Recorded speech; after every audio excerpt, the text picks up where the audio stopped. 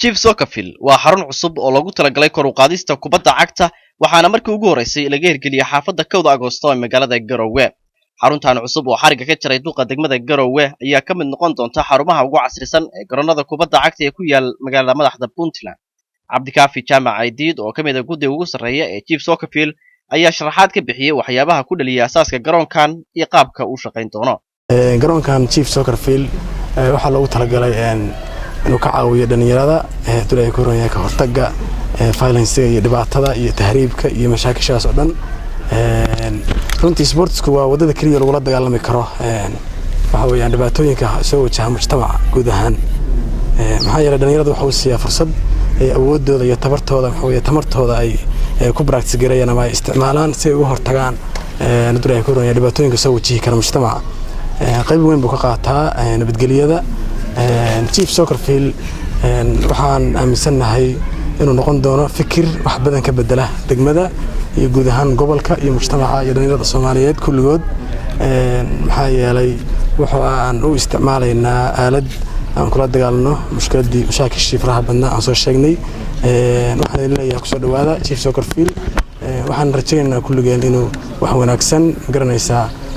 ina ka bedelo dhaqamadeena iyo dhalinyarada iyo nolosha dhanba. Maxamed Cali Ciise Ciiro tababaraha xulka kubadda cagta Puntland oo ka soo qayb galay daafurka garoonkaasi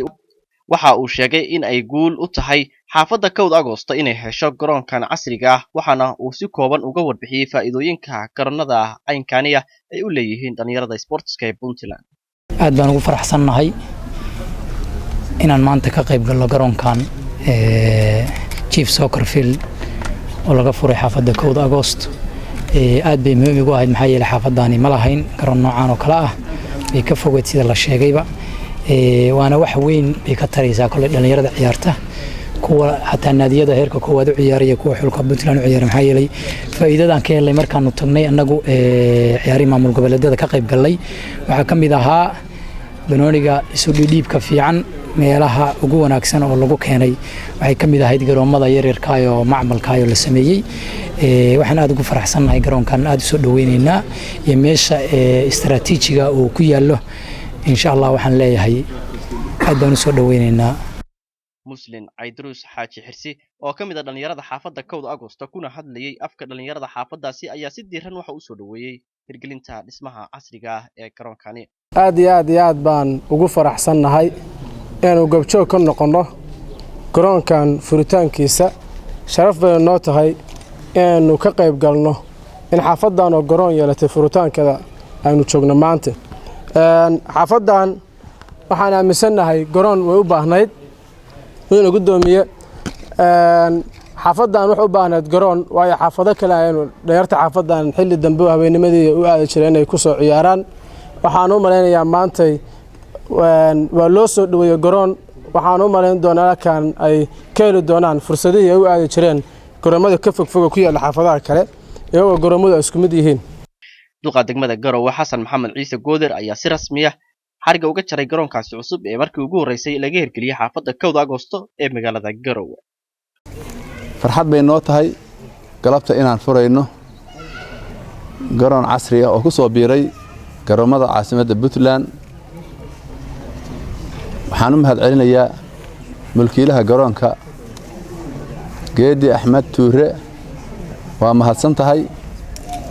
aad baan kugu mahad celinaynaa inta haddaan iraahdo garoomadan yaryar wax weyn bay ka bedeleen magaalada madaxda waxyaalaha ay ku soo kordhiyeen waxaa ka mid ah xasilooni dhalinyarada xaggeeda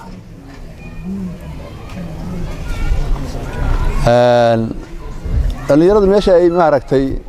ku fakari jirdhay inay dambiye galaan hadda maaragtay badankoodu waxay maaragtay ku fakaraan xagga waxbarashada markii laga tago inay garoomada noocan camiraan waxay yaraysay tahriibtii waxay yaraysay dambiyadii waxayna badisay isdhexgalkii bulshada marka waxa weeye waa horumar weyn oo ku soo kordhay garoomada noocani kanina wuxuu ka qayb qaadanayaa yacni guushaas horay ay u bilaabeen garoomada noocani. Cabdi Fataax Cabdullaahi Kalsan TV Garowe.